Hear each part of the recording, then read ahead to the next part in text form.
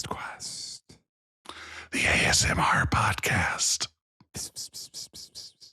Fingernails. Sarah, do you have any ASMR sounds? This is my fingernails. It was very good. It was hello, very everybody. good. It's Quest, the adventure game podcast. We have a guest. We have a special guest. We have a guest and a special guest. And a special Jess. So wouldn't it be terrible? All right. I might have even said this the last couple, like another time that we've had a guest. You ever see a movie where it has all the credits and then it has and special guest? Mm-hmm. Yeah. What's going on there? They're all special guests. I like an introducing when it's someone we've seen before. Yes, that's very good. That's happened? To me, I feel like I've seen an introducing. I've seen something too. Like somebody who is far along in their career, like, and introducing George Clooney as Danny Ocean or something ridiculous like that. I think you two are just jerking me off. They put the most famous person. I wish. Can you imagine how fun that would be? For everybody. But you know, it's part of this culture and community. We boost each other up. Is that what they're calling it? Yeah. And introducing to her podcast today is Sarah Joy Shockey. The most famous one. Woo! Sarah, of course, streams with me on Tuesday nights, 8 p.m. Central. But Sarah, what's you're podcasting again, right? Yeah, my husband Marty and I have an occasional podcast called Marty and Sarah. It used to be called Marty and Sarah Love Wrestling. We still do, but we started talking about other stuff, so it's just Marty and Sarah. Wow, kind of like that band. Yeah, which one? Tegan and Sarah. Yeah. Wow. I can't believe we were on the same wavelength. Yeah. Sarah, Jess and I are so rarely on the same wavelength. Yeah, that's true. That's true. Now, you know, and Sarah, you're quite funny. You know, you and I paid a lot of money to get here.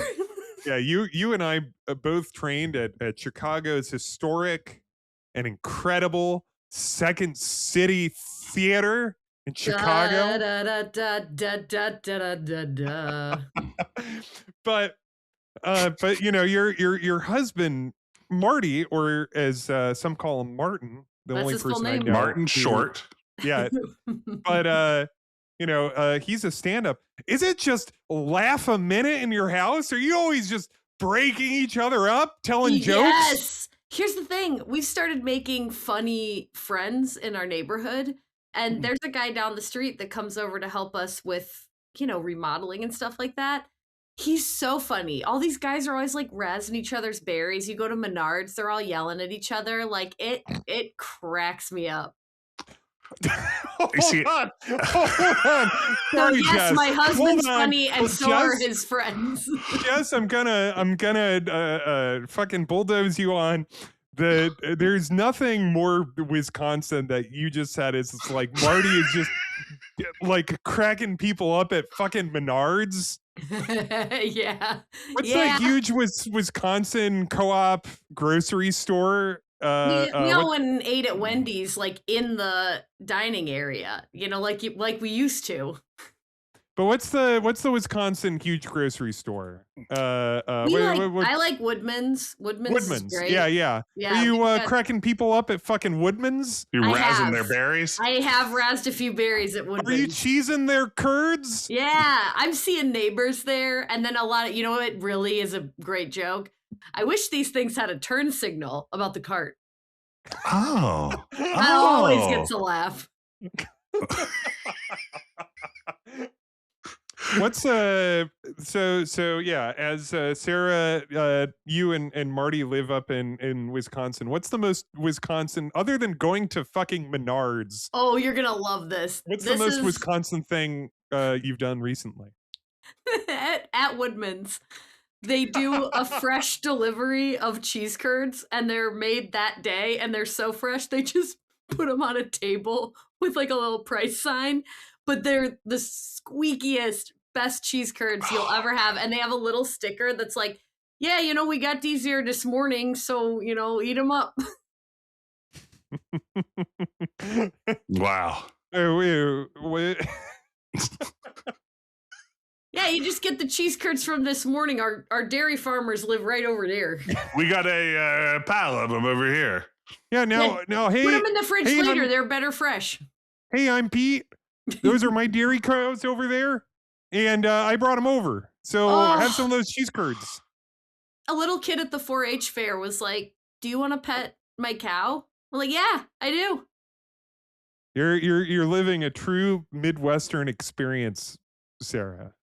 We went and saw wrestling at the Rock County Fairgrounds last Sunday, and it was we were in the grandstands. They've never done wrestling here. It's usually a bull rider. And then this year we had like Billy Gunn was down there. It was Road Dog. It was amazing. Mr. Ass was there? He was there. And Road Dog? And Road Dog was like, he was like thriving on the community vibes. Everyone's singing Sweet Caroline. He's like pumping to the man. Are we talking like an outdoor situation or under a oh man. Well, yeah. Outdoor, but under like the pavilion, and then the fried food was incredible. It smelled great. There's rides everywhere, wrestling, perfect day. What was were there any interesting fried things? Yeah, we had a lot of Oreos and snack cakes. The funnel cakes were the best, but then there were these fried pretzels that were like the best I've ever had. Ben's pretzels. Apparently one of my friends met Ben, the original Ben of Ben Pretzels. Are we talking like batter dipped and fried? Yeah. The kind where they go like, diddly. I'm trying to do it, but they like do the dough. They do the dough in a pretzel shape. They spin around the dough. Dip it into the fry right there and then pull it out and you have like a hot little pretzel. Oh. Woodly doodly, They woodly doodly it. What's the best, because Wisconsin for our listeners in foreign lands is as kind of Midwestern in terms of diet, I think, as a state could get, right? It's got very good, very like incredible cheese. We do a lot of fish fry Fridays. A lot of places are like, you go into the fish fry. Fish Fridays. Supper clubs. Oh yeah, we've been to a couple of supper clubs. And Sarah, have you heard of this place? It's like it's north, like it's north of Chicago, south of Milwaukee. It's like in between there. It does like this day in like December where they all eat raw beef. And they're like, this is our classic, this is our thing that we do. And then like there's always there will be a news story. And then at the bottom, it's like, doctors tell you don't eat raw beef. We're showing everybody doing it, but don't you try it. Yeah, I know it looks amazing and glamorous to read about here in the newspaper, but you shouldn't try this at home. Guys, come on. Stop eating meat just because you saw Friends. But all right, what is the most Wisconsin thing that you've eaten? That I've eaten personally, the most Wisconsin thing. Oh, so my neighbors make this excellent pretzel. It's called a seasoned pretzel. And they get like a butter square from Snyder's, like the waffle print of the pretzels. And then they put them overnight in a seasoning mix that is also basted in Orville Redenbacher's just straight up butter. So they're mixing a Snyder's pretzel. Yeah, with butter. And then they bring it over. Honestly. It like messed up my cousin's psyche. He loved it so much at Christmas. He was texting me like, I gotta get the recipe for those pretzels. And I got it for him. But they're better when my neighbor send me that them. recipe. I would like this recipe for purposes. Yeah, for purposes. Yeah, you got it. Man, I want a pretzel so bad right now. Like, I'm wondering if there's a box of super pretzels somewhere in our freezer that just has like one left and the little like ripped open packet of salt still in it and it's just been crushed down there for 2 or 3 years.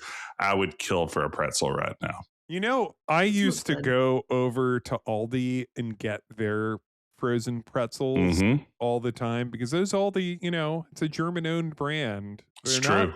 that bad a frozen pretzel. Then you go and you buy some beer cheese from some fucking place.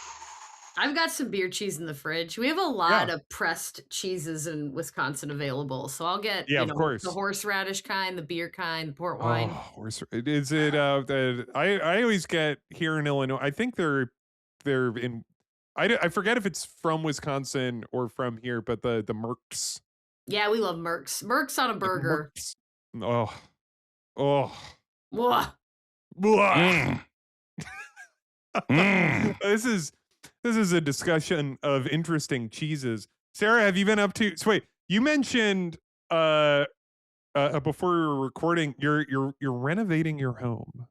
We've Are had, so Yeah. yeah, we are. We had the best of luck and made friends with a retired contractor.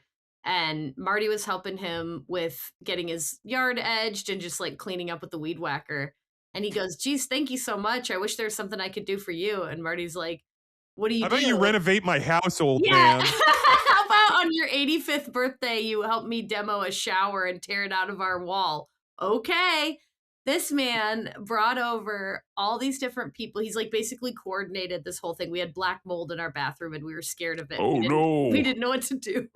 So he just was like, okay, get a N95 mask. Here's the tools you need. We're going to scrape this part. We're going to spray this part. And then he's like, you're going to need a new floor and a new portion of the wall. So we'll get that fixed up, cut the floor out. And then he's like, well, why don't we put like a cool tile down? And then if you're going to put a cool tile down, don't you want to have a tub instead of this like standing shower? And so it was like a give a mouse a cookie, but of like this man being super nice to us. And today we replaced, like, we put a bunch of new lights in the kitchen. He brought an electrician over and they put a new light in the living room. Is Our all this bathroom's happening all magically torn up. pro bono? Like, is this No, is this but, all like, gratis? Ah, well. It's like, I thought- but they would say, do you know how much money we saved by tearing out the shower ourselves? Like $1,000. So it's kind of like that, where it's like, we're buying the tub and we're like doing these things, but it's also like we're learning along the way and having a good time. Wow. Yeah. Does he have any jokes? Is he over at the so Menards? many. Yeah, he goes up to these ladies at the Menards and he'll go, hey, why are you still working here? Didn't I tell you to meet a rich guy and get out of here 5 years ago? Everywhere he goes, this man has somebody who comes up and he'll be like, hey, what's all this old so-and-so? They all have a lot of like, I don't want to see you again. Just kidding. I love you bits. It's like so Wisconsin. Do you think our generations will ever turn into that, or are we too broken as people? I'm planning on it. I'm already there. I there. think it'd be an affectation if I tried to do it. I just don't think. Maybe you just gotta fake it till you make it, though. Maybe I could be that guy. I think you could be that guy. Come to Wisconsin and just have that guy personality, and then you'll find, like when you come here, everyone will think like, oh, there's that jolly, somewhat Midwesterner. Yeah. West Virginia is kind of it's Rust. Is it Rust It's Belt? Rust Because Belt. they didn't. It is. Yeah, we have It's different manufacturer. out there. Yeah, we have West steel. Virginia's like an odd. Mhm. It reminds me of a mix of Pennsylvania, Michigan, and Virginia all at the same time. Yeah. No, I mean, we had like steel industries and things like that that aren't around anymore. So yeah, I mean, we're like South Pittsburgh. And hey, I was born in Pittsburgh. There you go. Go Steelers. I'm go Packers. Wow. Go Bears. Wow. Now I turned my back on the place Hey of my Ben. birth. Hey Ben. What? The Bears. That's good. That's really funny. No. It's have so you seen? good. There's this comedy show that Tell has us been about airing it. on NBC for a while. When is it? What day of the week is it? Yeah. Well, it's Do they tape it Saturdays ahead of in the time? evening, What like late evening. what time of day? Like, is it a morning show? It's a night thing. It's a night, so it's on Saturday nights. But here's Now, what's do they gonna blow your record mind. it in advance? That's the thing. They do not pre-record this. It is aired every Saturday night, and they do it, Ben, if you can believe this, live. Well, just Jeez. that's Can you crazy. imagine how hard that would be? Like, what sort of schedule you'd have to work to produce something like that weekly, and the amount of cocaine you'd have to consume? No, Jess, that too. sounds incredible. But the bad news is I'm moving away to the United Kingdom, so I can't enjoy a show like that. Oh, Ben. What? Here's the thing. You picked the right time. What? I wish I had a slide whistle. I can't believe this is the first time you're hearing about this, Ben, because you're constantly like doing bits from Mad TV. Like you're doing like Miss Swan. Yeah, I'm doing all the racist ones from Mad TV. But yeah, never heard of SNL. That's wild. I've heard of Fridays, and I've heard of Mad TV. Yeah. Wow. And the original Saturday Night hosted by Howard Cosell. Of course. Yeah. Saturday night. Well, speaking of Saturday nights, all right, okay, hold on. Before we even get into this, so last week a controversial change was made. Oh man, a controversial. First of all, this is not a correction. This is not a correction or course correction. We will not play. We will not play the correction tune. This is not a correction or an apology. And no, I'll never apologize. Don't apologize for things you don't feel bad about. Ben apologized once on this podcast, and people have just been begging for it. Every episode comes out, and they're just like, Ben, you misspoke at this point. Could you please issue an apology? And he's not going to do it. But all right. So last week, instead of playing the looping, what have you been playing tune, we played instead a chime. Remember, that was from Police Quest 2, Sarah. That was so It made me cool. feel inexplicably powerful. That makes sense. Walls are being broken down, Jim. And that was in response to what I thought was very good criticism from a listener, because I, as the person that edits these episodes and hears it a million times, is like kind of being driven crazy by this theme playing over and over again while you have a conversation for like 20 minutes. That wasn't what they said, to be clear. So we moved over to the chimes, but some people are telling us they want the "What have you been playing" theme. Now I'm stuck. Yeah. This is Jess. This is why I propose. We play it once. It doesn't work. On this version of the podcast, and then we record the second version. Week, we change it. Oh no! Based off of what people say. I thought we'd do two, like of this one, like each way, and see what people like better. Or we put out two different versions of the podcast. And we record. Sarah, you could stay for longer too, right? Yeah. If we're going to record a whole new, it's not just different sound effects. We record the whole podcast again. Yeah, that's right. So that's and also for the sake of the listener, try to remember roughly what you said the first time. It doesn't have to be like word for word, but we want to hit the same beats and try to keep the time codes as close as possible. Yeah. So yeah, I mean, do a top 4 on Wisconsin cheese, and then remember where you flowed into from there. Okay, and I'll tighten it a little just out of elegance. All right. Well, we don't want one to be better than the other. Okay. I mean, we're not trying to have like a good version of the podcast and a bad one. No. In fact, actually, we don't want a good version of the podcast at all. Okay, great. So anyway, Jess, what have you been playing? What have I been playing? Ben, weirdly, I played a little bit of a game that came out in, I believe, 2023. Have you ever heard of Hi-Fi Rush? Oh yeah, that game's supposed to be great. I played it a little bit when it came out on Game Pass. Yeah, it's fantastic. It's kind of that genre of games like a Devil May Cry, like a combat platformer, chain attacks together into cool combos sort of game. But the premise of it is, you're a young guy by the name of Chai who, through a series of unfortunate events, has had basically your iPod fused into your chest by an evil corporation. Right. And now the whole world around you functions on beat. And to successfully carry out the attacks and everything against your foes as this corporation tries to hunt you down and eliminate you as a defective unit, you score bonuses by managing to carry out your attacks in rhythm with the music as it plays. It's kind of a fun mechanic once you get into it, but also it's just this like wild, pop arty sort of comic booky looking future world that you're playing in. Like everything has a cell shaded look, and there's lots of like halftone effects and everything that gives it like that 3D comic book vibe, and just some really great writing, some fun music. It reminds me a lot of like when I play games from Insomniac. It's not an Insomniac game, but what I like about it is it's just one of those games that feels good when you're swinging around your guitar and hitting people, and you're jumping and you're doing your thing. It's just got that tight feeling of control.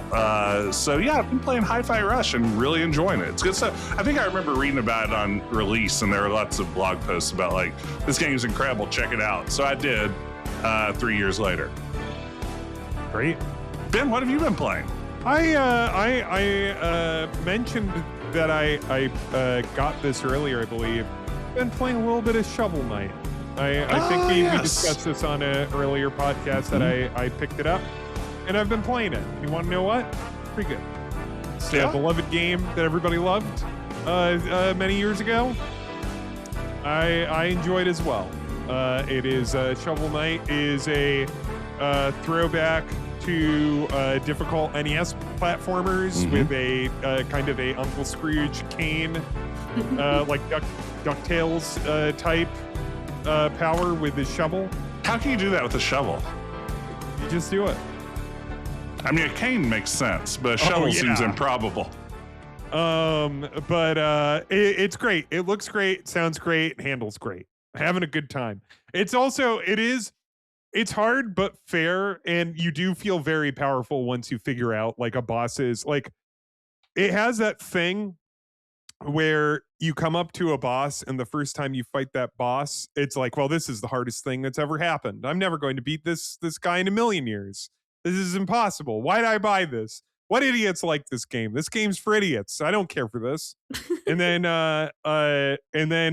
you like, you know, get beaten by him twice, and you go, oh, like he just does the same things. And now I just jump at this point, and I duck at this point, and this is when you attack. And you feel very powerful when you figure that out. Do you remember, Ben, how great William H. Macy's character, the Shoveler, was in Mystery Men? It's another beloved cult comedy movie I don't care for. What do you have against Ben Stiller? You want to know what? I'm not much a Ben Stiller guy. Wow. Seems like a nice guy.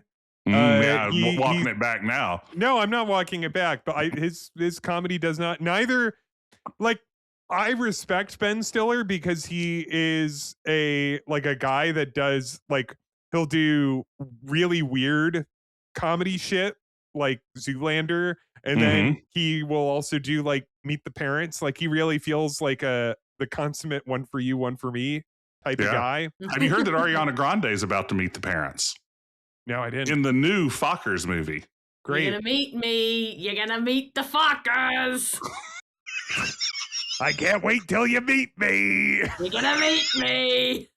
You're gonna meet me, Ariana Grande. You meeting with me? Hey, you meeting with me? Are you meeting with me? Hey, I'm meeting here. That's a Grayson kind of comedy. I like that. But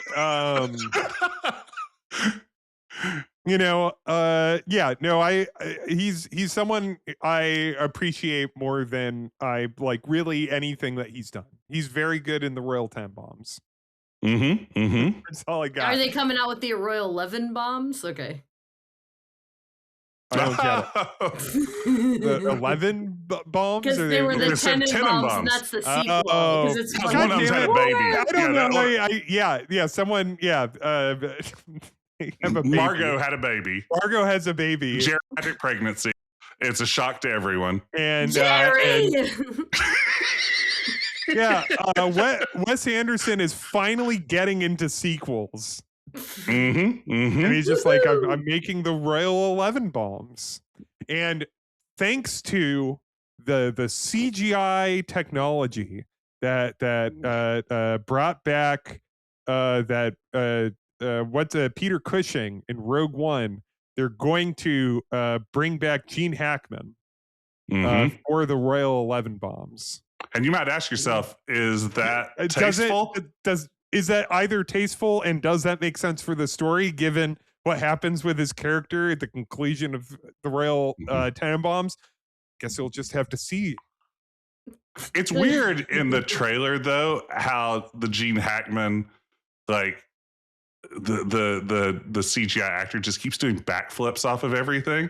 Like, that seems really unnecessary. I don't know, like, I don't remember him doing that in the original. So it's like, why now in the Royal 11 bombs is he constantly doing flips? Because it's just like Yoda being able to do like crazy lightsaber fights. It's just exactly like Yoda. Like that. Yeah, same thing. And it's actually, all right, a little peek behind the curtain, because yes, I did work on the CGI for the Royal 11 bombs. Oh yeah, you did a lot for that I movie. did. And I did sign a whole bunch of papers saying that I'm not allowed to talk about it. But in your defense, you didn't read any of those, so they aren't legally binding. Yeah, I just signed it. I didn't read it. So exactly. Thank you, Jess. And let's all know he has a PhD, so it's true. Doctor. No, it's a legitimate degree. But what I did, I just downloaded the Attack of the Clones backflip Yoda file, and then just took a JPEG of Gene Hackman and just stretched it across that texture of Yoda. That explains why he's like 2 feet shorter than Ben Stiller in all the scenes. Now it's really making sense. Okay, yeah. It's just. Do you remember the ads for the home video version of Yoda Attack of the Clones? Yoda Man? Who the man? Yoda Man. Anyway, I've been playing Shovel Knight. Yeah. That's why you can't keep the theme going so long. I think that's the problem. The re-edit's perfect. Yeah, this segment occasionally runs like 30 plus minutes, and that music can become maddening. Sarah? Best of both worlds. Part what have 2. you been playing? Glad you asked.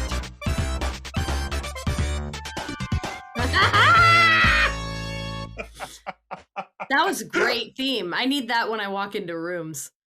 Any of them. I've been playing mermaid games with my neighbor Marta in the pool in the backyard. And they are different. They range in challenging. And a lot of times it'll be like, I just got in the pool. I'm keeping my hair dry. And she's like, come on, get your goggles. We got to play mermaid games. And I'm like, all right. So the first mermaid game is you go underwater and you like blow kisses and like kind of swim around like a little beautiful lady. And then, maybe have tea and wave at each other.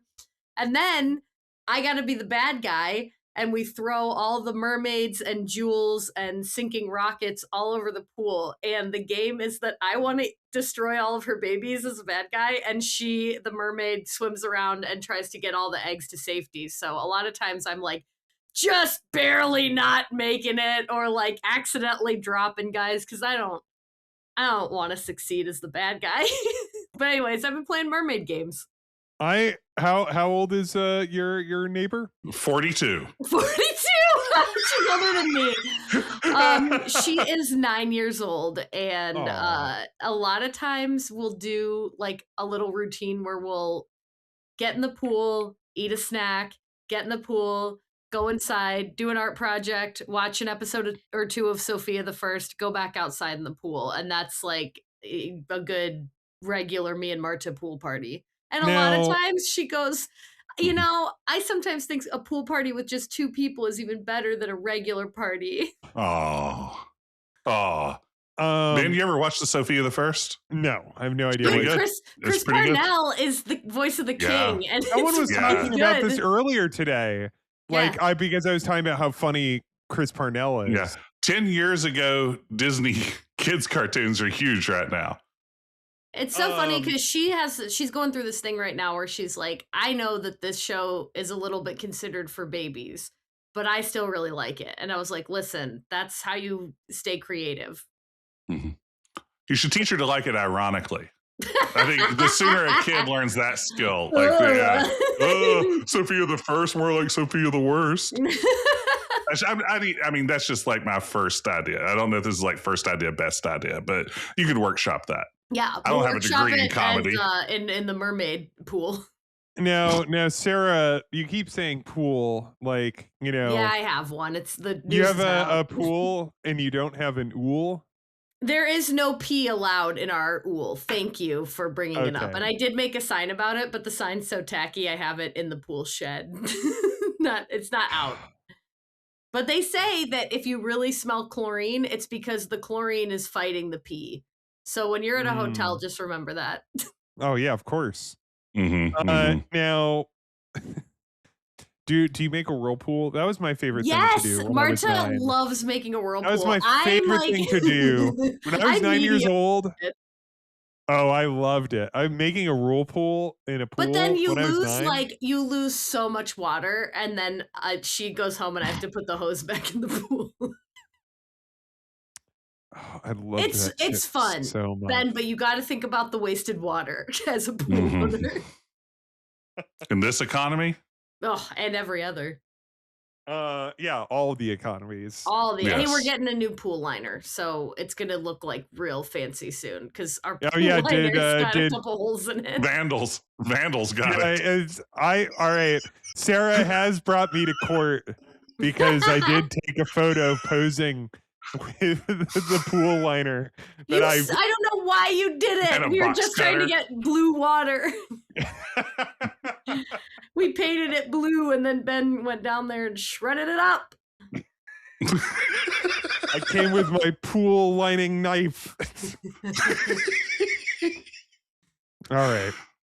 God, I hope that someday this doesn't make sense. Yeah, no, hopefully it doesn't. But anyway, folks, all right, now that we've gone through what we've been playing, we successfully completed it, and that's the point chime that says, good job, Sarah, Ben, and Jess.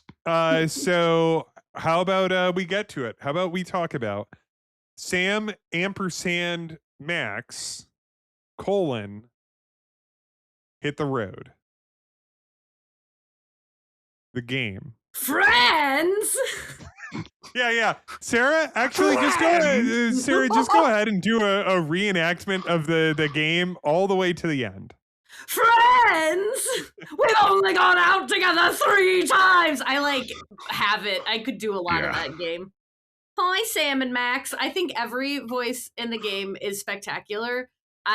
Just ahead of even discussing it, I have no edits, and I think it has some of my favorite bits that I still reference constantly of any game. And it was one of the first adventure games that I felt empowered to complete because I just didn't finish games when I was younger. But my brother got a pack that had Indiana Jones, Fate of Atlantis, Sam and Max Hit the Road, and Day of the Tentacle. And it was it changed my life. That's stacked. That's such a stacked collection. Because I know your feelings about Day of the Tentacle, which you love, and you. I'd marry Hoagie if I didn't marry Marty. Yeah, you have sexual feelings about Hoagie. As I'm sure many do. I liked him before I had the capability of feelings for sex, though. And that's how you know it's real. Yeah, your feelings.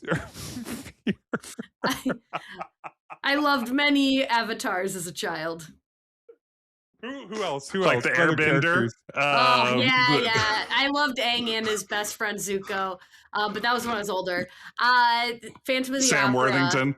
You fell in love with Phantom of the Opera. But I also loved Raoul. I have a lot of those ones where I'm like, I'll take them both. I really loved Indiana Jones, obviously. I have memories of being on a family vacation and being like, Indy, I'm really glad that you and I don't fight, even if everybody else is. And I think Oh, Orion, the constellation. I had a whole plot line where he fell out of the sky and everyone's like, the constellation's missing. And I'm like, who's that big, hot, naked guy out the window that seems like he doesn't know what an Earth shower is? I'll tell him about showers and teach him how to be an Earthling. Wow. Okay. And we'll get married. Okay.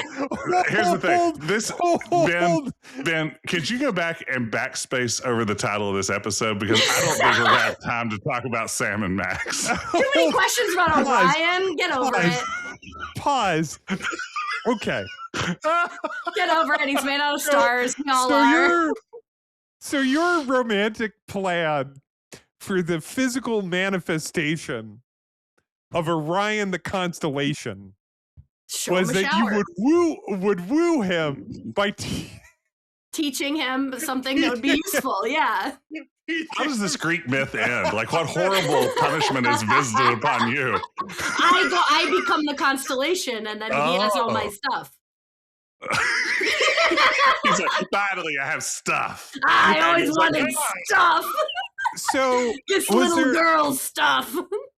But in my mind, I was always like 25 when I was dating these guys, you know?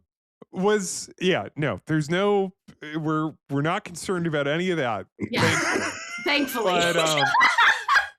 But okay.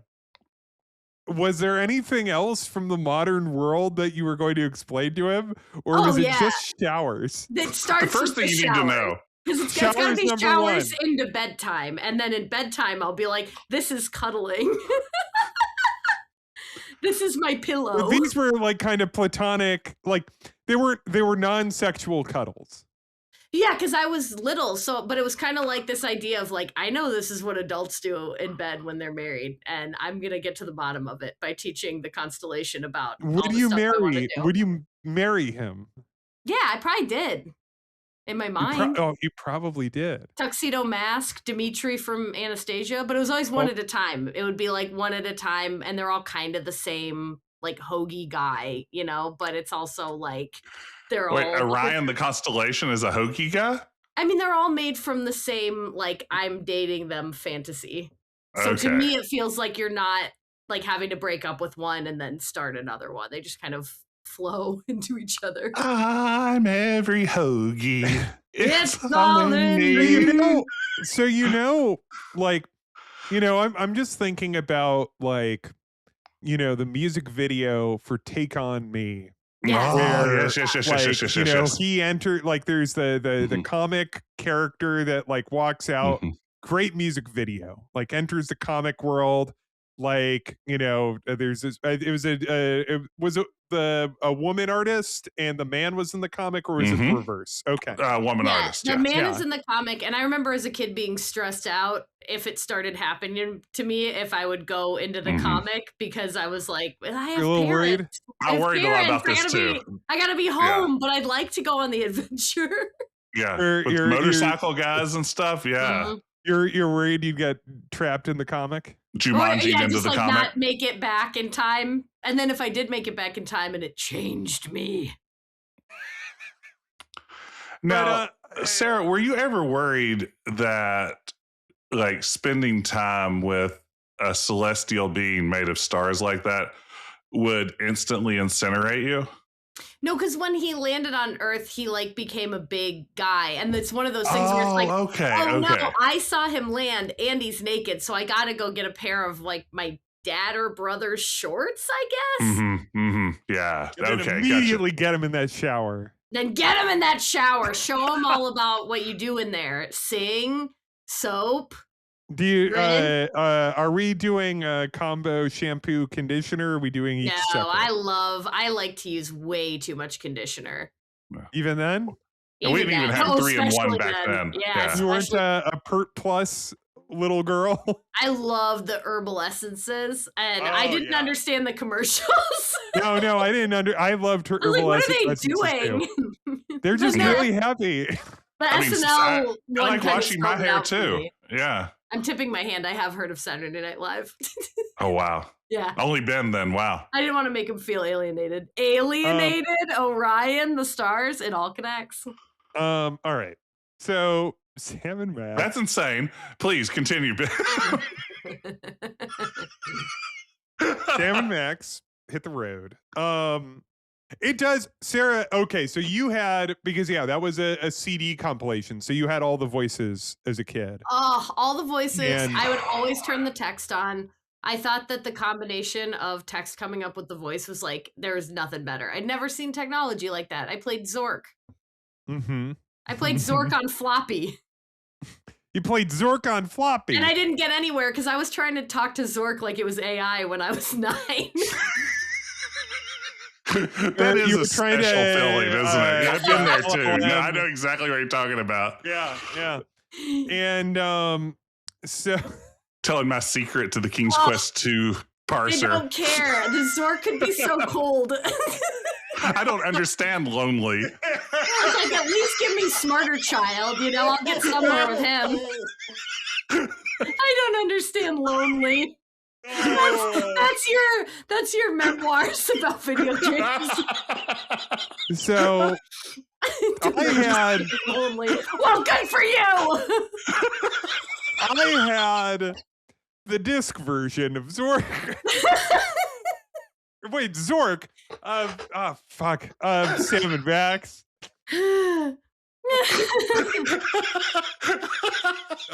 Where the intro, the friends. That was We've voiced. only gone out together 3 times. That was voiced, but the rest was all text. I got the CD version a couple years later. If you had to make a choice on what to voice, that's the right choice to voice. The choice to voice. Well, I think they did the same thing for Day of the Tentacle, like where the intro is voiced, and then there's a little advertisement, like it will say, it's like, and if you want the whole game to sound like this, you can upgrade your disc copy to the CD version. We only that's how had they get CDs, and they just came in hot. Inherit the Earth did that too. Yeah, I mean, that is it.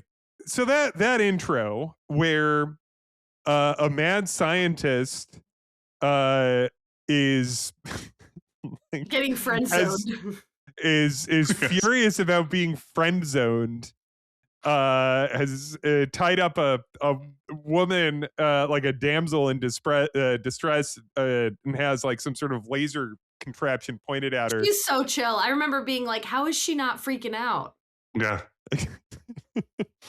And this is something I want, so because Sarah, I do want to talk about like those concerns, because I do, but could you do that voice? Can you do her voice? Can we hear that? Hi, Sam and Max. I knew you'd come. Sam just kind of like flicking at the piece of rope rather than actively trying to untie her. Oh, it's so good. Ow! Ouch! Yeah, he's not a real guy, Sam. Are we just going to recite this game? Oh my gosh. I didn't even go back and rewatch it or replay it for this. It's just all seared into my brain. I have notes. I went through. I got a bunch of. I did them right in between. I did a little of everything, but also while I was watching it, I was like, I have a memory for every moment of this game 5 times. Yes. But yeah. So I think this is obviously a game that the three of us have an incredible fondness for. And I think one of the things that I like, that, I thought it was so funny then when I revisited it as an adult, like many years after that, I was like, wow, this writing is actually very funny. And then like every time I've revisited it, I've just been like, holy shit, this writing is so sharp. It's so sharp. And it was like, for us little reading, like English kids, it was a really nice example of like how funny you can be in ways that I hadn't seen done before. This was when I was revisiting it today for the podcast. I like, because it has very, like, it has a lot of fun with extremely high culture references and then like gross out humor, like and like, this guy's wearing a wig jokes, right? Oh, Like yeah. the most basic, but then it's like, uh, you know, uh, and we'll get to it, sir. Don't worry. Who is John Muir? Oh, best bit of the planet. Oh, yeah. Conroy Bumpus refers to himself as a Chaldean god. I remember that. There's a Norman Mailer joke. Like there's like, and I wrote this in my notes as I was like kind of pondering this. I said the greatest compliment I can give Sam and Max is that it has writing that feels of a piece with the episodes of The Simpsons at that moment, which trafficked in that really, like, to me, this feels like the best example of that particular moment's type of humor. Yes. At a time when everything was trying to capture that lightning in a bottle and a lot of other stuff failing. What strikes me so much about it is how confident it is in its tone. Like it definitely knows what it's going for and sticks to that. Like it is unwavering in its commitment to absurdity in a way that I think presages a lot of the cartoons that would follow as the 90s went on. It's just and because it's not tied into like cheap references to pop culture and stuff like that for the most part, it feels pretty timeless. Like I think this game is just as funny today as it was then, and it blew my mind in 1993. Total same. And I think I was playing it even a little later because we got the CD bundle as like a discount. Like Ben had the like offer to upgrade. We had the like, we're coming down to the other side, there's way more games coming out, so like you might as well have this. And I was like, a treasure. I can't believe this. I didn't know stuff like this existed. The one of the like, and the like the really great writing, it paired with like just a murderer's row of like performance talent in the voice acting, as Sarah was saying. Like everybody doing like acting in it is giving every line read exactly the line read that it needs, which is really like, it's all very, very funny. You have no idea how often I hear that. I say that to myself all the time.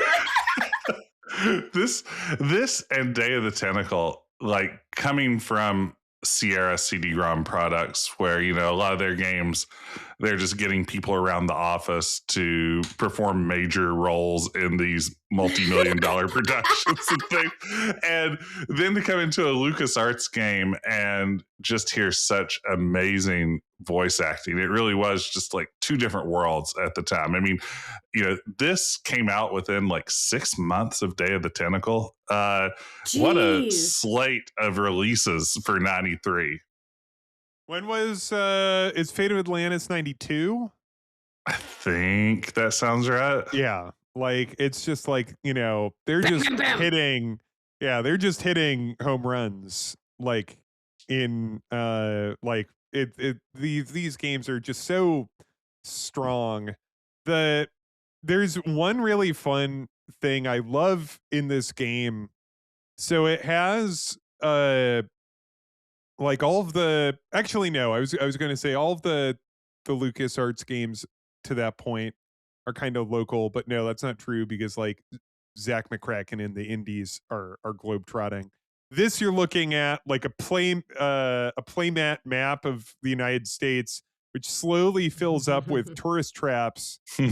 And when I was revisiting it today, it reminded me of how much fun it was when somebody said a new location. Oh, and yeah. The line delivery of it was always really clear. Like they punch it. No, so yeah. Like the actor would always punch it, and I didn't write down, but it's like frog. Yeah, we get all of our fish out. World of Fish in Missoula, Missouri. and then it cuts to the map and you hear that little chime, like, ooh. And then it pops up. And then you also see all the places that you already had. There's nothing like a map that gives you a few starts and you're like, I can always go to the Stuckies.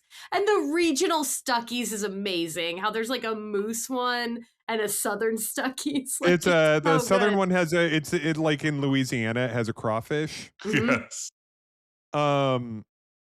Yeah, no, listen, I know that a couple people that make adventure games listen to this podcast. Do that. Just steal us. Just steal us. Yeah, just steal this idea. Just give me a map. Just do it. Just give us a map, but also give us a map, and then when somebody says, like, because a lot of games have maps. Yes.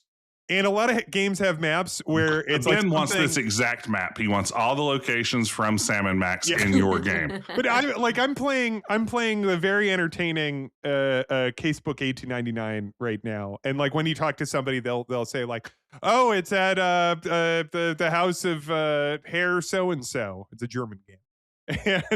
And then you go to the map and now that little thing or like a little icon pops up. Mm-hmm. But I want to see the map and I want to see a little spot pop up where you see that mansion, like it pops up and a little chime plays. Yeah. Yes. That's it was such a, and I know like as a kid, it was so satisfying because it was all like, oh, there's a new place to go. Well, yeah, and you're going to get to go there and see some cool art and you're going to meet some new characters and you're going to hear some new jokes. It's really just like this, huge dopamine hit of like, oh my gosh, here I go into the next part of this game. Let me introduce a character I've been workshopping a little bit, Sarah, if you could help me out. This character's named Jeff. I know that's a little confusing because it sounds a little bit like Jess already, but this is what I'm working with. Mm-hmm. Jeff doesn't know a lot about adventure games. What is Sam and Max Hit the Road? If you had to give this for a first time Sam and Maxer. Ooh, that's a great question, Sam and Max Maxing. Sam and Max Maxing. I think that it's like a comedy detective road trip game because it's funny, but you have missions and the whole world starts to interconnect. So it's like you get the best of a road trip where you can go anywhere at any time and see all these strange attractions, but it's all leading to something because you're literally like chasing Bigfoot. Yes. The road trip cryptid elements of it, I think, are so perfect. Just like in terms of catching that sort of sense of Americana, the Route 66 vibe, all that sort of thing, which already I feel like by the 90s was starting to feel a little old fashioned, right? This is something that I wanted to bring up too, which was that the game is steeped with something that you saw a lot of in the 80s, and I would say to the like 94, 95, it is this kind of like boomer and older Gen X like fixation with satirization of 50s stuff. Yes. Oh, yes. And like, and you see it both in comedy, but you also see it like I'm rewatching Twin Peaks right now with my boyfriend who hasn't seen it before, and like everybody in it or a lot of the people in it are dressed up in like 50s outfits.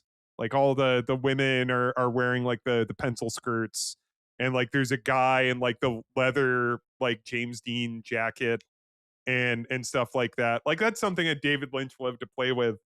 But also it's like you would see that kind of iconography in a lot of like kind of late 80s, early 90s type of comedy stuff. And this traffics a ton in it because it is, like a parody of like post-war, like the highways have been built Americana because it's all tourist traps.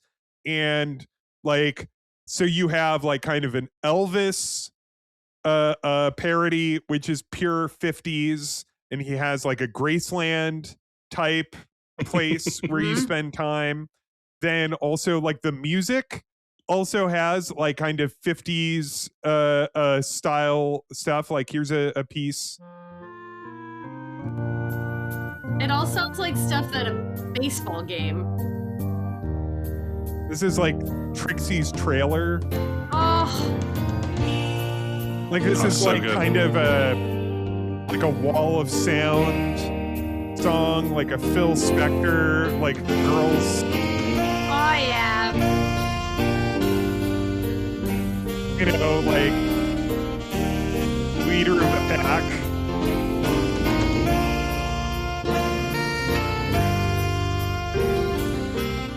And then, of course, I was playing this earlier. This is my favorite instrumental tune. This is the tune that plays at the hotel where the Bigfoot convention is.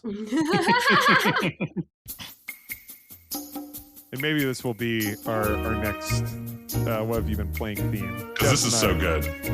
Oh, I love this one.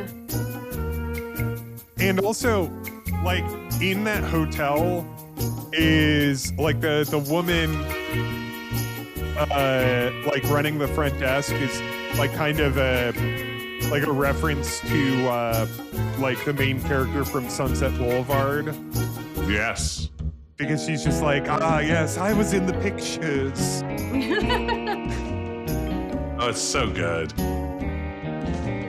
But yeah, like you hear this type of like, because this hotel has like a tiki theme to it. And there's an element of mystery. Oh yeah, there's definitely an element of mystery to this music, isn't there?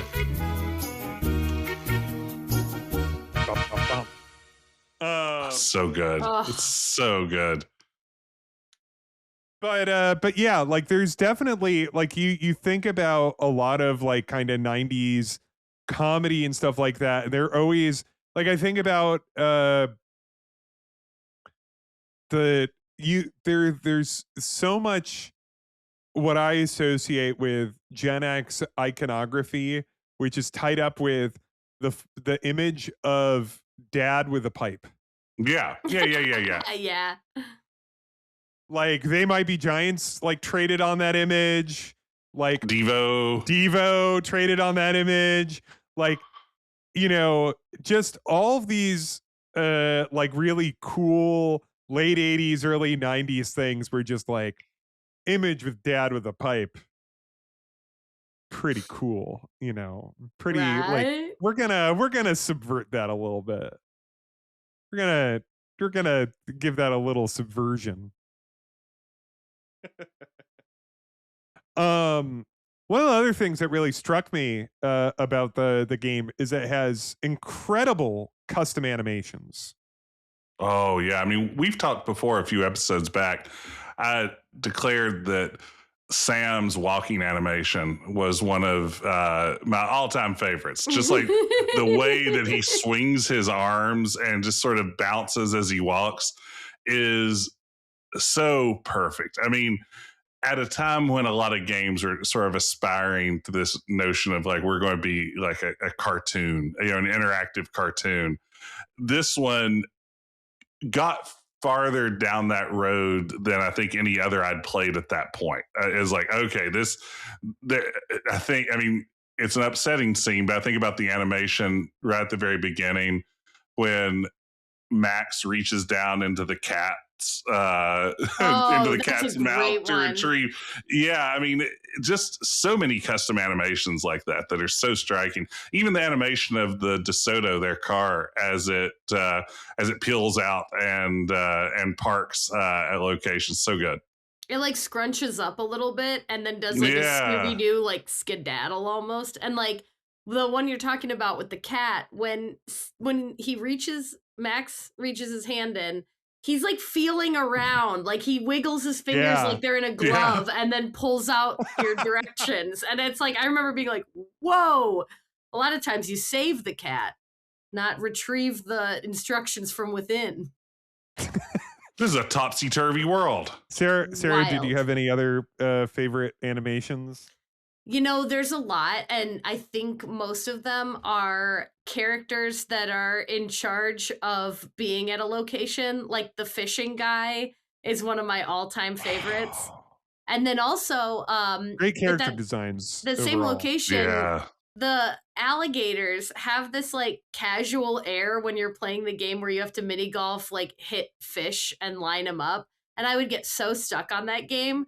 But also, there were enough little like things like Max yells at you from the dunk tank while you're trying to figure it out. And he's like hopping up and down. The alligators are like coming across. And it's just like they give you a vibe. Like you kind of feel like you're at a carnival and your friend is trapped and you have to help him. But also, I loved Trixie, the giraffe neck girl from Scranton, had such a brilliant, like, beautiful animation, and then this big long neck and this big long hair. And like, I sympathized with their love story from the moment I heard about it. Like, this game gives you nuggets along the way to where like you really care about these little guys and how cute they are, but also like there's some real like stuff there. Sarah loves a romance. You love a love story. And I think that's kind especially of if it's like weirdos on the run, you know, where you're like, oh, you guys think that you have to be each other's ride or dies, but Sam and Max are also looking out for you. That the knowledge of you loving a love story is, I think, pretty much why, like, how Adventure Tuesday really got to happen, because it was like, because I think maybe Sam and Max is the first game all three of us streamed together. Is that right? It was definitely Sarah? the first time that I did a stream with you, because I was like, well, that'll get me on television playing my old favorite games. And like Sam and Max, and then I think we might have done like Day of the Tentacle or Day something, of the Tentacle. Yeah. like shortly out, like it was like, okay. And then I was like, well, we gotta keep Sarah in, but keep her how am happy. I gonna convince Sarah to stay in? Like, because now we've played like these couple games, because we also played Fate of Atlantis, which also has love a romance story that I know that you love. Nurab Sal. That's the other romance. She's in love with Nurab Sal and Indiana Jones, and you know what? I'll fight you on that one. Who were you rooting for, Indy or Nurab Sal? I think they could work together. Nurab Sal could be kind of a genie figure for the two of them and help them get fun vacations and solve mysteries. But then, like, so I was like, all right, well, how do I keep Sarah in this? And then I was like, well, we got to play Conquest of the Longbow. That was what came after that. Beautiful love story. Because I had never seen any of those games too. Like, just to be clear, this CD was my like foundation of adventure games. And people would be like, oh, then you'd probably like Monkey Island. And I'm like, never heard of it, never came across it, have not seen it until Adventure Tuesday.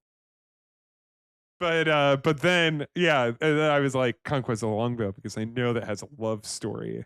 Maybe it's a me thing, maybe it's a boy thing or something like that. But I have to say, like, as a kid, I don't know if I could have told you what the plot of Sam and Max was. Like, it was almost like a joke engine for me. Like, like I wasn't even paying attention to the whole like Bigfoot Trixie story. It was just like, how do I get to the next location so I can hear Sam or Max say something really funny? And I will say, almost every time I go back to replay it, because I replay it every 3 or 4 or 5 years, I'm completely surprised by the story every single time. Like, it hasn't stuck. It's like water off a duck's back. It never sticks for me. But then it's like, I mean, as we've already demonstrated, all of us have lines memorized from this and everything else. But yeah, no, it's I guess the love story was lost on me at some level. I was so cherishing of these games that on the family computer, if I knew like the Hans the Mole Man scene was coming up where he explained their love story, I'd be like, I gotta make sure that I've like done all my chores and addressed everything, because I need to like be in this room only listening to this. That's so good. That's amazing. Were you quite taken by the fire eater, having been convinced to let Bruno out because Trixie was so in love? I was her crying. That's an animation that's going to stick in my heart of like, we have to help this sweet. And also from Scranton was so funny, because I was like, grew up in, Pennsylvania, and I was like, that's a weird, at least is there a Scranton somewhere else, or is she from Pennsylvania like me? They should set more pop culture stuff in Scranton. Yeah. It's too bad this is the only example. This is the only thing that... Was there ever anything else? It put Scranton on the map. Now... What they say, Scranton makes and the world takes. Yeah, Scranton makes and the world takes. That's really good. Here, this is something I want to talk about that, like, you were getting towards earlier, Sarah, which is that you and I are playing this and we're kids. Like, I'm playing this in probably around like 95, 96. So Same. I'm like 9 or 10. Same. I was right when I got my hands on it. And it's really funny because, like, as said, this game has all of these, like, references to, like, kind of very high culture, which obviously I didn't get. And also, like, big vocabulary word jokes. Like, my mind is a scintillating miasma of turgid thoughts and that sort of thing. And it's funny because it's like, I'm gonna have to pull this up. I was reading the on the Digital Antiquarian, like his write up on Sam and Max, which I'm slowly there it is. And he quotes the Computer Gaming World review of Sam and Max, and I'm obsessed with this. Like, when I reread this, this is Jimmy Mayer quoting from the Computer Gaming World review. Quote, he found all of the, quote, self-referential jokes, sneering remarks, deadpan derision, sarcasm and ridicule, end quote, and even the unnerving jazz-influenced soundtrack to be decidedly off-putting. Quote, sarcastic New York intellectuals, like some of my friends, will find the tone wholly agreeable, he concluded. But whether it plays in Peoria remains to be seen. Oh, wow! And you had a child in Kokomo, Indiana, just like, and on all of it. The stuff I didn't know, I wanted to know more about. I remember being like, I don't know who John Muir is. You don't know? Who's John Muir? I'm with you. I'm right here with you. No, that is a wild take on that to me. I think it says probably more about the author than it does Sam and Max. Like, he seems to be saying, it's like, I'm obviously sophisticated enough to get this, but are you my reader? I'm not so sure. Are the dipshits in middle America that read our shitty magazine? Yeah. Will they get it? Out there in flyover country? To me like that. Yes, I get it. I like it. Now, Jess, when you played it in West Virginia, like, were you like scratching your head and getting upset? I will say, like, from the start, the unnerving jazz music really got to, like, I was just like, oh, this is unnerving. This jazz music. The tempos, the rhythms, the instruments. Oh, yeah, unnerved was the only word I had for it. Yeah, as a young kid in Appalachia, this was as if a constellation fell from the sky, and I had no idea what to make of it, so I just took it to the shower. How do I clean? I'm so dirty. How do I get clean? I've got you. Where's the nearest Grecian bath? Oh, we don't have those anymore. What? I'm sorry. Scented oils? Do you have scented oils? I'm having a memory that, because a lot of times when I would really enjoy a video game like Streets of Rage, Sonic the Hedgehog, I would like try to integrate the characters like into my life. Obviously, I'm dating Hoagie. We're friends with Bernard and Laverne for Day of the Tentacle. Mm-hmm. With Sam and Max, I really struggled to come up with adventures for us because I was like, I just can't think of all the funny stuff they'd say and what we do. Maybe just, like, that's hang out and eat chips, but I'm like, oh, I know they'd say funnier stuff than what I'm thinking of. maybe that's what the reviewer meant, is that, like, you know, an impressionable child I can't would not improv be able with to them. play pretend with these characters because they're way too literate. They have such great references that a 9-year-old would never know.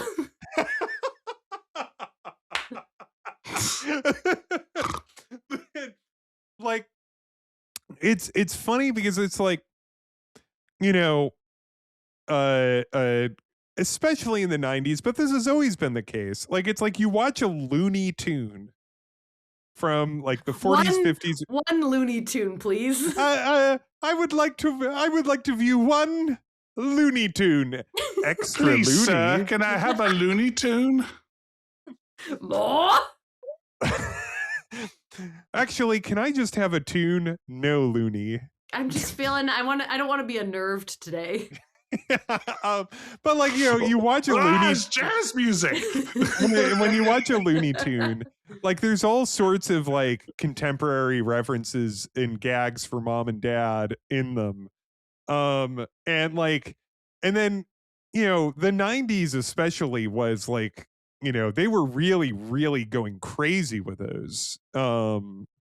Like in the, to use a Sam and Max word, the apotheosis of that would probably be reached with something like Shrek, which is like half like, you know, It's like watered down Kool-Aid.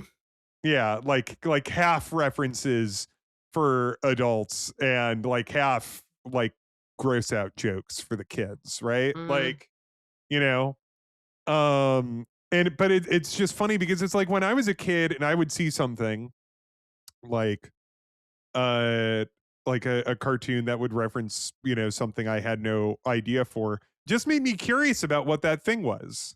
Yes. Yeah, I didn't get mad or feel excluded. I actually always felt like I was doing something a little grown up, but it was open That to too. me. And I never felt like I was going to get in trouble for playing the game, but it did feel like it talked up and made me want to learn things rather than being like, okay, if you've already got it figured out, I'm not going to learn. Like it's like, because also the people making Sam and Matt, like I think the team working and writing on the game don't expect you to get every reference. They probably don't even expect you to get any of the references. Do they really think you know what a Chaldean god is? Like, that's just a funny thing to say. Like, that's just a funny, like, it's funny to hear that shit. Like, even if you don't know what that is, Yeah, I Wikipedia'd it Yep. earlier today, and I don't remember what a Chaldean god is. But yes, I am going to play King of the Creatures now. I remember my childhood in Brighton, when dear old Dad would bounce me on his knee. He'd say, son, there ain't nothing as exciting as exposing beasts to inhumanity. That's why I'm happy to be king of the creatures. I'm proud to be the lord of the old. I love collecting things with grotesque features. It makes me feel like some Chaldean god.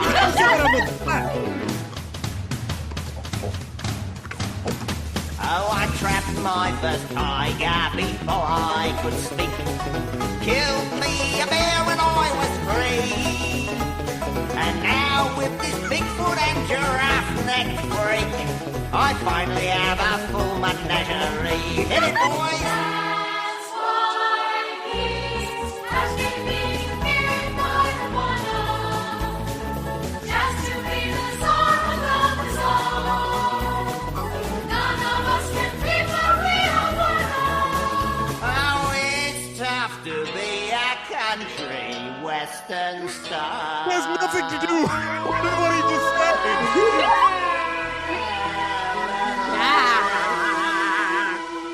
Oh, it's amazing. I had to play that in its entire, like it felt wrong to not play it. I mean, where do you cut it? It's a piece. like It's a piece. yeah. But also this kind of underlines, we were talking earlier about the voice performances, and this has all of it. the way the voice actor doing Conroy Bumpus punches giraffe neck freak, like that's the one. Like, it just sounds so mean. It should, because he's the villain, but it just sounds so mean. And at this point, you like are invested and have seen her like crying over the Bigfoot who's frozen in a block of ice. She's in love with him. The fire breather wants to help her out, and then it's just like, I'm collecting a freak and all these crutches, and he's Australian. It's different. It's different when you're like, she's at the freak show, or she's in the freak show tent, or something like that. But then we just flat out call her a freak, like, hey, and not in like the cool like Rick James kind of way. It's a giraffe neck freak. Like Sarah, you said, what was that line that lives rent free with you? What's the one that's you have no idea how often I hear that. Yeah, giraffe neck freak is like that line, like that just particular delivery just lives in my head. Giraffe neck freak, because it's like it doesn't entirely, like, Sarah, you were in a band, and I'm in a band right now. You were in a band. You are in a band. Yeah, you're a band of brothers. Yeah, and sisters, Trixies as well. But like you were in a is the band you're in now also a comedy band? Also a comedy band. I can't do anything else. Oh yeah, good. But like one of your favorite jokes. I'm unfamiliar with your new comedy band, so I'm excited to learn about that. But like with your old. Yeah, with your old comedy band, which I love to see perform back in the day, was like, you always, played with the structure of songs and how, like, verses could fit, and like Giraffe Neck Freak doesn't necessarily fit into the structure of the song, I don't think.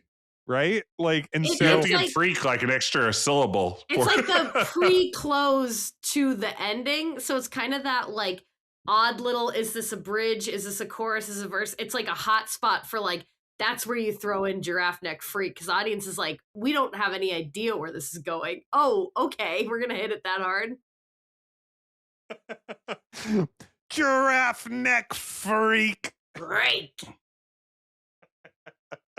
I think there's a Simpsons episode where the one guy comes in, they think he's all going to be the teacher, and he's like, all right, you little freaks. And I remember that's a rent-free freak in my brain. Yeah. Nick Jameson? Hold on. Is that right? Conroy. Yeah. Nick Jameson. Great name. Was the voice. And also, he was on 24. Hey, he was the Russian president. Watching 24. He was the Russian president Yuri Surinov over 3 seasons of 24, and now he lives in Reykjavik, doing live comedy. Hey, let's see what other things has he been up to? Has he done any? He was in the Psychonauts 2. Wow. He's the Coach Oleander and Dr. Loboto in Psychonauts. That makes sense. He was also in Broken Age. Maybe one day we'll talk about that. Nope. Sure? You sure? You sure? And he was also wait, he was the voice of Kyle Katarn. Wow, Kyle Katarn. He was the voice of Kyle Katarn. Kyle Katarn? Kyle Katarn. Kyle Katarn? Kyle Katarn. I don't give a Katarn. I don't know what's a Katarn with you. Oh, brother. Anyway, but yeah, I mean, when you're a kid and it throws references like that at you, like, I love that shit. And this was playable on the CD-ROM. Like, yes, you it could was. You could put it in your CD player. Yes, and you could listen to King of the Creatures. I didn't know and that. You better believe I did. I listened to this one a lot. It was, that was for me, I think at the time. Since then, I don't know if I would say it was the absolute highlight of the game for me, but boy, did I just, if I was loving the game already, I fell completely in love with it during King of the Creatures. Now, I'll tell you something. As a little girl, King of the Creatures really stressed me out because I felt bad for the creatures singing. I thought about their lives before. Mhm. And I also thought that Sam and Max were going to set them all free, but also, like, he killed them. Like, they're singing somehow, but it's, it can't all be roses and friendship. Well, I mean, they didn't free the damsel in distress at the start of the game. They just tore the Bye, guy's Sam and Max. bomb Bye, head. Sam and Max. Bye, Sam and Max. You really did a great job here today. I'll get myself out, even though you had your finger at the easily untied bow for a while. For a good while. This is I remember this on the box, on the back of the Sam and Max box, and Sarah, you wouldn't have had this because you had the compilation. So you didn't have this Yeah. one. On the back of the box, I remember it promises, quote, endless hours of fun with the mini games in the game. Like Would we say hours? And would we say endless? and Minutes of contained fun, sure. Sam and Max Hit the Road has a couple mini games. I think only one is actually required to complete the game, which is also Battleship? like extremely easy. Which is no, it's not Battleship. It's Oh, the, that wasn't required. That was an option. Whack-a-mole. The whack-a-mole. Oh yeah, I love the whack-a-mole. And the whack-a-mole is great because again, you have, or it's whack-a-rat, and it has these incredible animations Yes. of actual rats, and like by the end of the game, like they're looking woozy. Mhm. They're Great sound effects for smashing them. looking Yeah. very unhappy. With, They're going slower. I remember once I figured out that you had did to you just feel bad like, about that too, Sarah? Yeah, I felt bad about that. And that was a hard one to beat. I remember like asking my brother to beat it, and he would.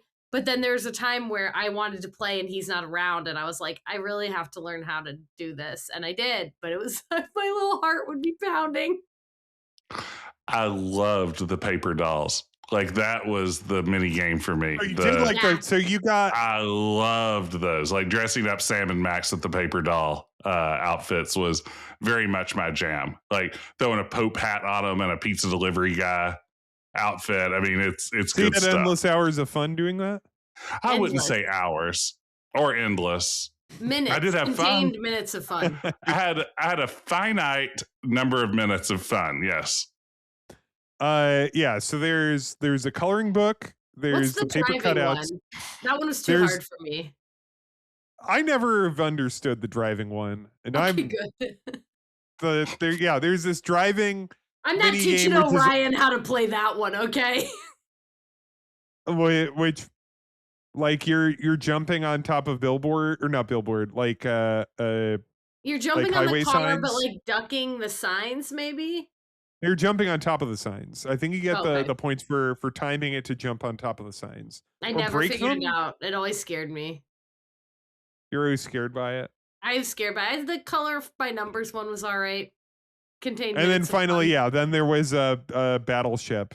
It was like I a liked battle. Which It is was, fun. That was fun. it was just a battleship variation. Was a good year for battleship games and adventure games. Space Quest 5, of course, which we'll get to eventually. After 4. Yeah. You know what, Jess? I'm starting to think maybe we should just get to 5 because I love 5 so much. We should do an episode about Space Quest 5. Yeah. Anyway, but yeah, like it advertised. I remember feeling like I was sold a bill of goods with these. I was like, ooh, there's all these extra mini games, and I wonder And maybe there's like an answer, like, maybe this isn't like a design. I was trying to track down the design document for this. I know it's online. I wonder if that was like those mini games were placed in there. If it was just like something they tossed in for fun, like that, like just somebody like had this silly idea, or if it was like sometimes you play an adventure game and they're like, well, we have to add something that kind of makes it replayable, that bring people back. Was it that, or was it like to put something else on the box? That's That funny. you could They have, started doing like- the box, and then they're like, we don't have enough games. We don't have enough bullet points for the box. Yeah, we only have 2 bullet points on this one list. Can we think of a third? 2 Dress looks up. weird. What It looks about like dress exploding. Up? Can we do dress up Yeah. particularly? I mean, is there an adventure game, mini game that people have ever like gone back to revisit regularly? I mean, like, is there one in any adventure game that stands out so much you'd be like, I'm just going to load up this game to play the mini game? Oh, I sometimes. mean, would you load up any of these to I play would it? go to Day of the Tentacle to get into Mystery Mansion, but that's not exactly the same. Or That's Maniac a Mansion. mini Maniac game. Mansion. Maniac. What did I Maniac say? Mystery Mansion. Mansion. Like Maniac Man. Yeah, come on, Sarah. Mansion, Mystery Mansion. That's my generic offshoot. That's all that was called in Canada. Mystery No, Mansion. I think it was made in Canada. So they, Well, they had to do a lot of ADR for the American voices. So yeah, they just changed that.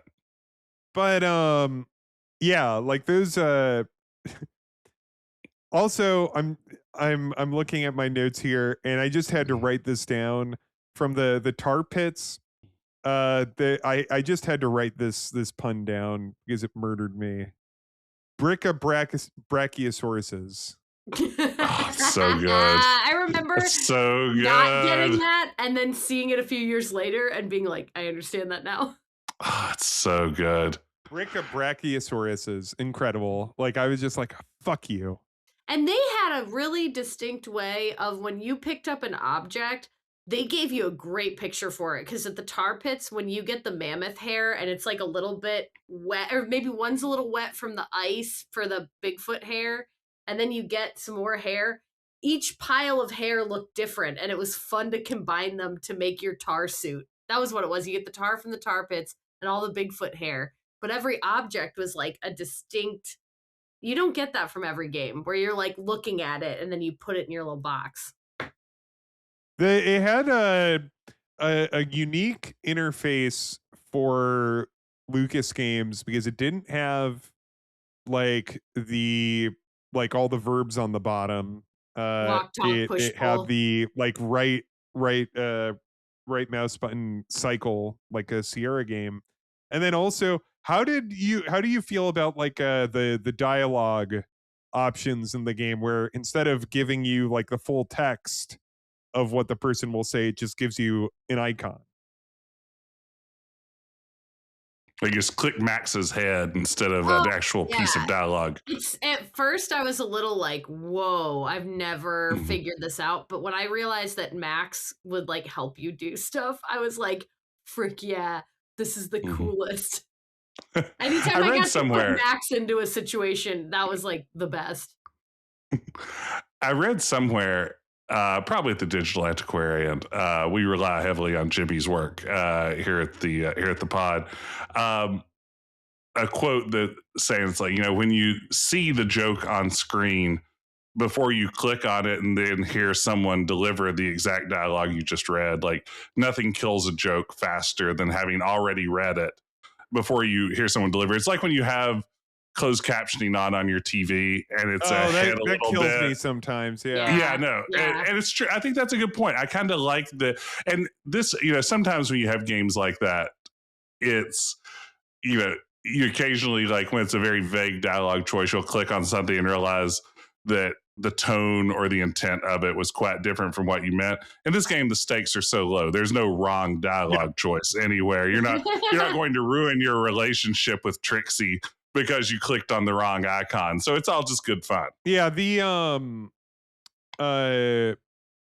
like in Tex Murphy, Like you have Yes. dialogue choices and they're all like kind of vague descriptions. It's like a suave overture, Yeah. wry repartee. Like it's Yeah. all of this.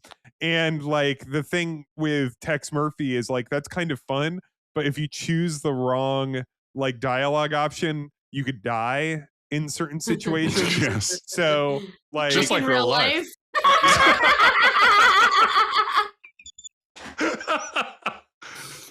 and in this it just doesn't matter. And so yeah, like I mean having that icon kind of obscures like if they have a really good joke, they don't want to like give it away. I'm realizing now as we talk about this that this is the game that taught me what the term non sequitur means. Yeah. Yeah, me too. Because the duck, because I remember reading the this non sequitur. in the manual, is the duck in the dialogue options is non sequitur. That's the option. I believe that's what's in the manual. And I remember reading that and being like, what's a non sequitur?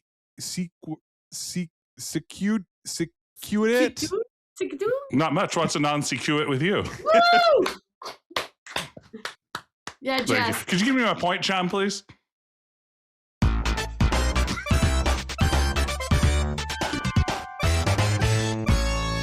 And then just dabbed us at the end. So crisp. He just hit it and quit He it. just a really crisp dab. Oh man, it was majestic. And then eagle perched on my head. Yeah. I Well, thought the rubber duck, yeah. without having the manual and just using context clues, I thought the rubber duck was just something funny, which is kind of what Yeah, a non it's the funny sequitur button. is. It's a funny button. That's the funny button. I think the last thing I would want to say is that like it is absolutely an adventure game where like the writing and the comedy I think is better than the puzzle design, which I think is not bad, but it's not great. It's weird for me to like because like I wrote this down, like it's hard for me to gauge what puzzles in this game I think might be unfair because I've played this so many times that I have it all memorized. So I can't think of any be an other way to solve objective- those situations. Yeah. Yeah, but like so this is what I wrote down like when I was revisiting it today was it's like okay. So you have to get to the other side of the ball of twine and you know that because you looked down at the ball of twine and Sam says, "Oh, well, you always need a long piece of string in a video game like this." I laughed so hard when they said that. And so it's like, okay, so the game is saying that this is important. And then you try to get it, and it's like, I'm on the wrong side. So you have to get over to the other side. So to get over to the other side of the ball of twine, there isn't a way to there is no visible way in the rotating restaurant on top of the ball of twine. So instead, Which I think is so hilarious that they put a rotating restaurant on top of Yes. the ball of twine. Like, logistically, that's insane. very good. It's also on top of the ball of twine in the museum of the ball of twine, which is not in the restaurant. It's at the base of the ball of twine. I'm just going to say ball of twine a million times. Ball of twine. Ball of twine. Out the window, you just see fish carcasses falling like rain the entire time. And then you go into the restaurant and there's only one constantly swearing man there and he's not even eating. Yeah, the swearing psychic. And and there is a very good joke there, which is of course Sam says there's something you don't see every day. At home it's halibut. But anyway, so in order to get to the other side of the ball of twine, rotating restaurant, lower level, you have to go to the world of fish. Of course. And you talk to the fisherman at the world of fish, and like you see that a helicopter comes and steals all of the fisherman's fish. So that happens. You have this information that a helicopter steals this man's fish. And he says, oh, the fish go directly to the ball of twine in Minnesota. And so Via then, helicopter. so then what you do And it's is, satisfying when that hook comes down and gets Oh, the yeah. bag of fish and flies away. One of the best animations. it's able Mhm. because there's like this 3D render. It's amazing. Yeah. And so what you do is there's a massive ceramic fish that you can enter. And so you and Max go into it, you unscrew the lower hinge of it, and Max, both of you being in it, is so violent it shakes it free. The fisherman fishes you, throws you into his pile. The helicopter comes, picks you up, and then puts you on That's wonderful. like, and you want to know what?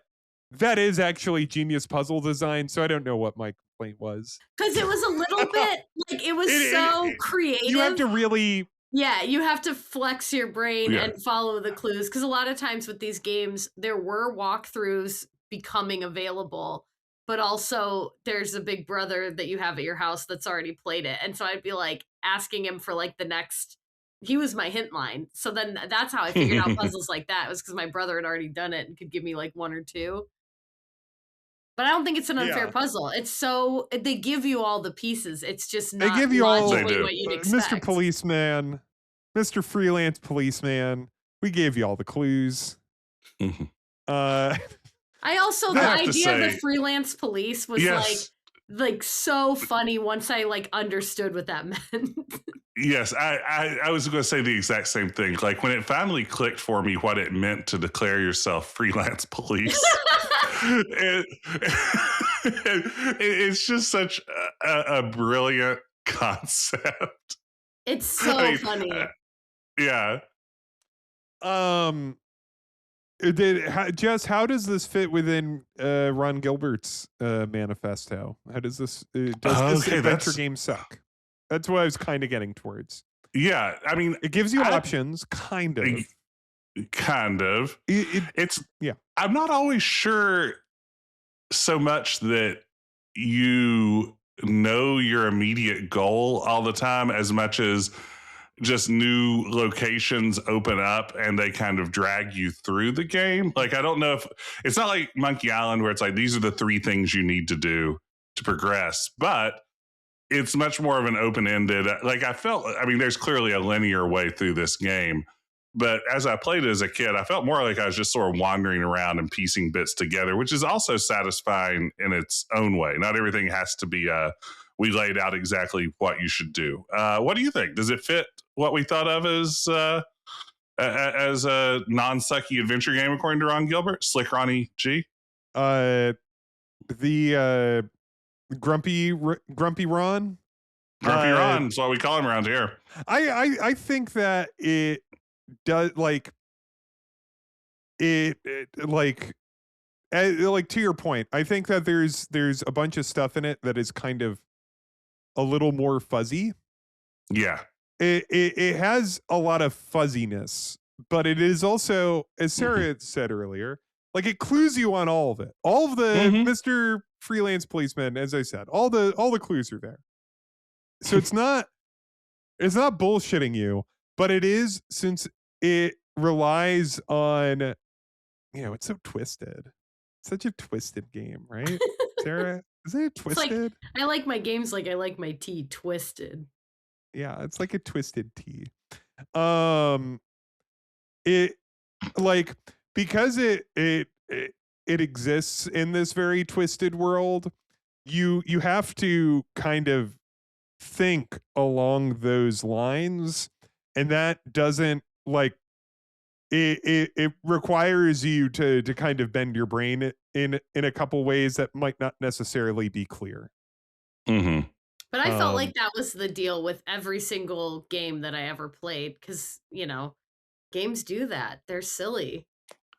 Yeah, I mean, I think Day of the Tentacle asks a little bit of the same of you. It sort of asks you to start thinking in the language of the game itself. Like, once you start thinking like a freelance policeman, you can start solving puzzles like a freelance policeman. Yeah, once you start thinking with portals. Hey, know? speaking of portals, and Everything Day of looks the like a portal. Tentacle, is the Snuckies guy Bernard? That's Are Bernard. they? Yeah. But there's multiples of them. Like, what's the? Yeah. I want to know. I want a game that's all Bernard Bernoullis, and they all, the one Bernard goes to the Snuckies. Like, I want all the worlds to talk to each other. But Sarah, I I'm going remember to being forward you so- several Yeah, erotic fan fictions about this, and it can fill in all, I've got my And then- night laid out. And then Sarah, you can teach him how to shower.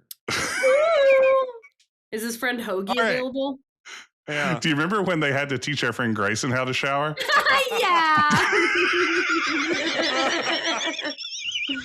All right, That's a hold on. deep All right, cut. we got to do this. Fine. Yeah.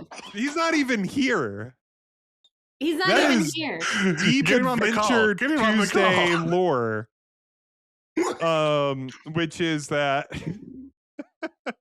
I mean, we'll have to have him on the pod. We'll have to bring this up next time he's on the podcast. We have to do a special episode. But from what I Is- understand, he had a special opportunity to go to like a management skills increasing class. But when he got there, he realized it was like for the stinky boys at work to be like, hey, you gotta plan your day around making sure you shower and brush your teeth and eat the right amount of food at work. It was like wild to me that happened to our dear boy.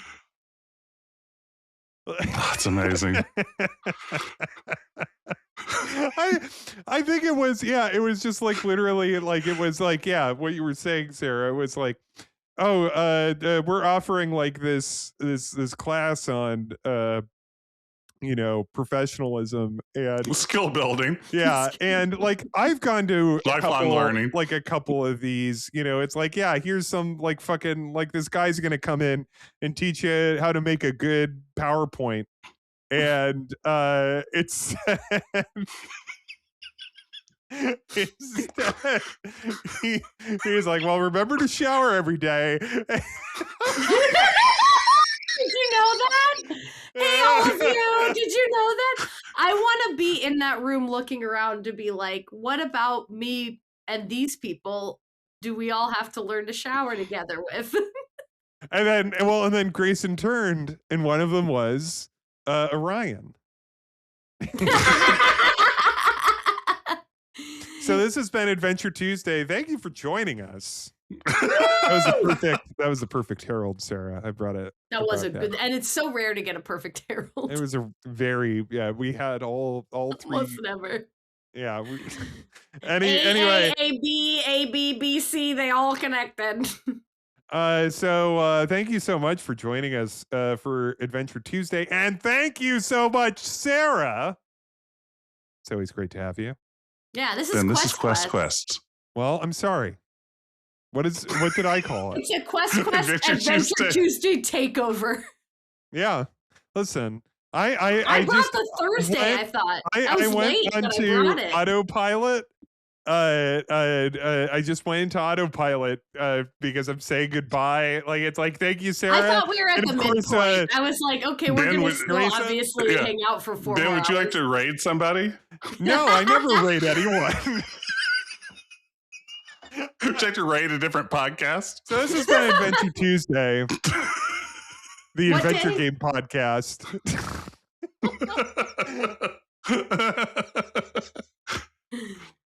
We started late. Yeah, because Let's I raid. have all the energy in the world. We started late because I slept till 8:30 p.m. CST.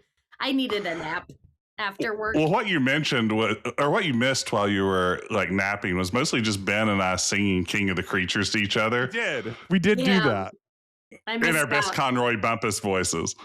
But this has been Adventure Tuesday. Thank you for joining us. Next, gonna continue playing Casebook 1899, the Ziegfeld murders or whatever. Mhm. But if you have any emails, we haven't gotten an email in a little bit. Oh, Send us an come on. email at questquestpodcast gmail.com. If you want to send an email to If you want to Adventure know more Tuesday. about the Orion scenario, they will forward requests onto me, and I will answer each one personally. Which is also the name of a spy thriller I'm working on. So make sure you specify which one you're directing your question toward. We have Great. departments. Sarah, I can't believe I didn't know this fucking Orion thing. I feel like I just got a very good piece of Sarah lore. That's such Sarah lore. Yeah. That's like sums it all up. The people who watch Adventure Tuesday but don't listen to Quest are going to be so out of the loop on this. Like they are going to not like they won't even understand what's happening next Tuesday. I can't wait. But yeah, send us email questquestpodcast@gmail.com. Please rate and review. Tell your friends. We have a Discord link in the show notes. Sarah could be found at Sarah and Marty. Is that just what you search now? Like Marty or and Sarah. It's Marty and alphabetical. Yeah. Oh, and it's also it's like And- Tegan and Sarah. It's like that. And if you're in the Janesville, Wisconsin area, I do Go have to the a new- Menards. Go to the Menards. And I have a new comedy band called in the homage to the Beetle Moses cartoon, Big Binky and the Banana Boys. And we perform every now and again at the Comedy Cabin here in Janesville. We have shows in September, October, and December. And we have this great opener, young stand-up, Marty DeRosa. So come on out. Cabinlaughs.com. Wow, I think there might be a future for young Marty. I think so. Mm-hmm. He may not be opening forever. I taught him how to shower. Every young man at some point in his life Did he has reach to be out taught to- to shower. Did he reach out to Grayson for some tips? He loves that piece of Grayson lore. Also, another he loves Grayson, and we have like some jokes from the three of us that it's just like, you know what? Let's all go to shower school. The two most important schools you'll ever attend are shower school and submarine school. That's true. But Water anyway, above and water below. be sure to join us next week on Adventure Tuesday. Nope. On Adventure Tuesday when we play Space Quest 4.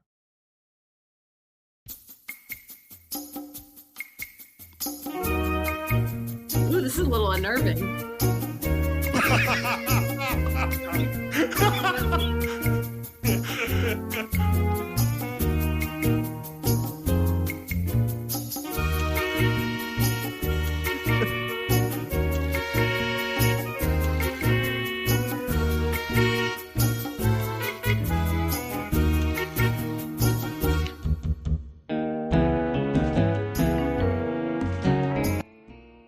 Sarah, do you remember when we played Space Quest 4? Do you remember anything about Space Quest 4? It's not coming up in my Rolodex.